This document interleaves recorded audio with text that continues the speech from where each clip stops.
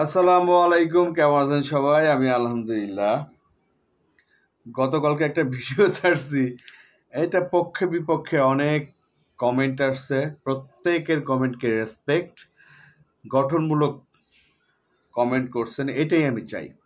আমি যে পারফেক্ট হব তা না, পৃথিবীতে কেউ পারফেক্ট না, পারফেক্ট হয়ে জন্মায় না, সবাই সঠিক কথা বলে সেটাও ঠিক না। কারো কথা একটু এলোমেলো হতে পারে, কেউ রাগ করে কথা বলতে পারে কেউ, তবে আমি একটু কষ্ট তো পাইছি, তাতে সবাই বুঝতে পারছে।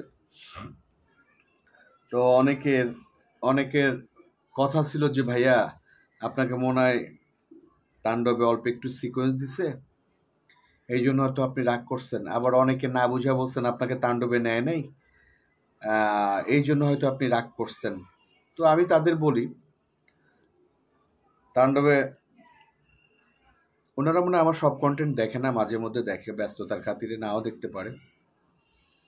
তো ওনারা ওনাদের বলি আমি তাণ্ডব নিয়ে একটু কথা বলবো, এখন না, আল্লাহ যদি তৌফিক দেয় কোনো না কোনো দিন বলবো, তখন ক্লিয়ার করব। তাণ্ডবে আমি একটুর জন্য ছিলাম না, আমি একটা কন্টেন্টে বলছি যে আমি আমাকে নিয়ে মে মাসের 12 তারিখে প্রায় 1 থেকে 150 লোকের একটা ইউনিট ব্যস্ত ছিল, শুধু কেন্দ্রবিন্দুতে ছিলাম আমি। তো আপনাদের বলি ভাইয়া, আপনাকে বা রাস্তার একটা কুকুরেরও কিন্তু একটা সম্মান আছে, তাকে কিন্তু আপনি লাথি দিলে কামড় মারবে। তো প্রত্যেকের সম্মান আছে কিন্তু। তো আপনাকে অপমান করার রাইটস কেউ দেয় নেই। মনে করেন আপনার বাসায় আপনাকে নিয়ে দাওয়াত দিয়ে কিছুই দিল না খেতে, আপনি অপমানিত হবেন। অথবা আপনার বোন, তার সাথে কোনো একজন খুব বাজে ব্যবহার করছে, আপনি কি ছেড়ে দিবেন? অথবা আপনাকে বাসায় নিয়ে অপমান করছে, আপনি ছেড়ে দিবেন? আমি কিন্তু ধরি নাই, এখনো ছাড়িও নাই। আমি এই ব্যাপারটা ক্লিয়ার করব। তো আমি যেটা বলি, আমি যেহেতু পজিটিভ মেন্টালিটির একটা ছেলে, পচা চিন্তা কম করি, সেই হিসেবে বলতে চাই, আমি আমার ব্যাপারটা ক্লিয়ার করব। তাণ্ডবের ব্যাপারটা সুযোগ সময় মতো, সেটা এখন হতে পারে, 6 মাস পরে হতে পারে, 1 বছর পরে হতে পারে, বাট ডিরেক্টর অলওয়েজ রেসপেক্ট।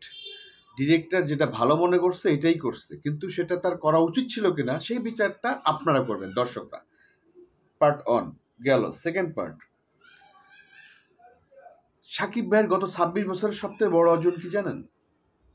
অনেক রেসপেক্টেবল পার্সন, হাইলি এডুকেটেড পার্সনরা ওনাকে তাচ্ছিল্য করতো। উনি কেন লিপস্টিক নিয়ে করে, উনি কেন এরকম করে, উনি কেন এরকম করে, অনেক অনেক অনেক অনেক করতো।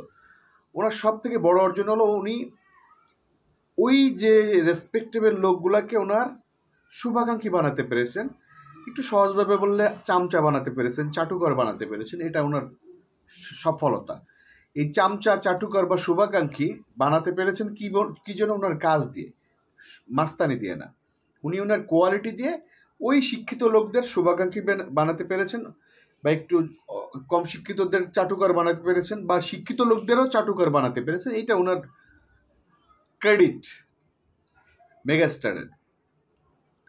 3 নাম্বার যে কথাটা বলতে চাই, ছোট পর্দা বড় পর্দার একটা কথা আসছে। দেখেন, ছোট পর্দা বড় পর্দা নিয়ে সাকিব ভাই একটা কথা বলছে যে ছোট পর্দা বড় পর্দা বলে কোনো কথা নেই, সব পর্দাই হচ্ছে এক।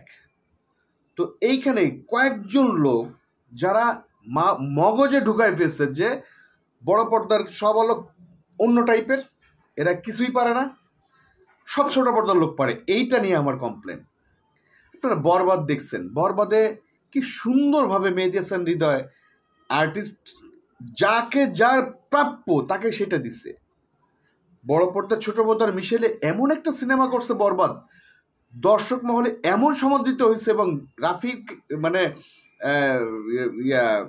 আমাদের মেহেদী হাসান হৃদয়কে মানুষ খুব অ্যাপ্রিসিয়েট করতেছে সবাই, যে ভাই যাকে যে ক্যারেক্টারে দরকার তাকে সেই ক্যারেক্টারে নিছেন। ছোট পর্দা বড় পর্দা কোনো আসে নাই, বাট রায়হান রাফির ব্যাপারটা হয়ে গেছে ওনার মগজে ঢুকে গেছে, ছোট পর্দার ছাড়া বাকি কেউ মনে হয় বড় পর্দায় নাই, মানে কেউই নাই। উনি দেখবেন ওনার প্রতিটা কাজে ছোট পর্দার লোককে প্রাধান্য দিয়ে দিক, কোনো সমস্যা নেই। কিন্তু আমার কথা হলো যে